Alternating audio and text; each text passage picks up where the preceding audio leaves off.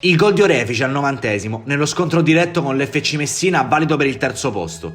Il lungo abbraccio con i tifosi dopo il netto 3-0 rifilato al Biancavilla 2 settimane dopo. La freddezza di Esposito dal dischetto, la grinta di Tarascio a centrocampo e le sapienti indicazioni di mister Massimo Govino in panchina.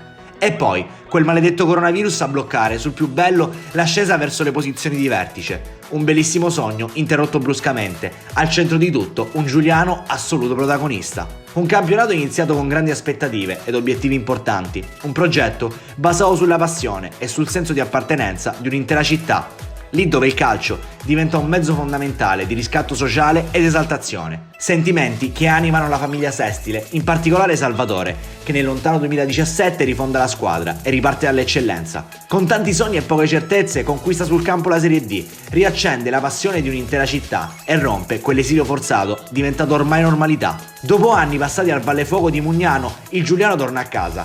Lo storico De Cristofaro riapre al pubblico e rinasce dalle proprie ceneri. Un sogno che Salvatore ha potuto vivere solo da lassù, dopo la tragica scomparsa nell'ottobre scorso. Una tragedia che ha scosso tutta la comunità di Giuliano, ma non l'ha battuta. Il progetto continua, con il figlio Gaetano Sestile al timone e tutta la famiglia unita alle spalle. Con gli occhi di chi non ha paura di affrontare le sfide più difficili, le Tigri Campane hanno costruito un vero e proprio fortino casalingo. Nell'intero girone d'andata, solo la capolista Palermo riesce a tornare a casa con l'intero bottino dalla Campania.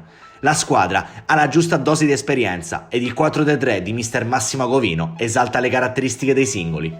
I gol di De Vena e Caso Naturale poi fanno tutto il resto, ma è proprio con il mese di dicembre che l'incertezza comincia a serpeggiare nell'ambiente giallo-blu.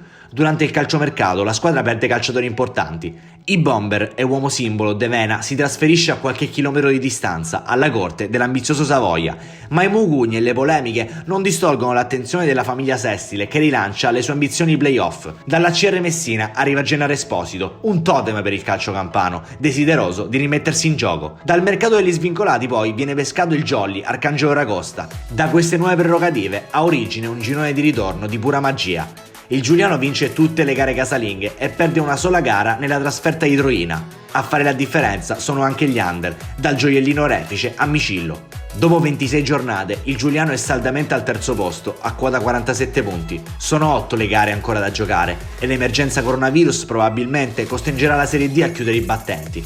Le Tigri hanno dimostrato sul campo il loro valore, onorando la memoria di chi ha sempre creduto nella città di Giuliano. Non sappiamo cosa ci riserverà il futuro, ma siamo sicuri che dall'alto ci sarà sempre qualcuno che guiderà i gialloblu alla vittoria.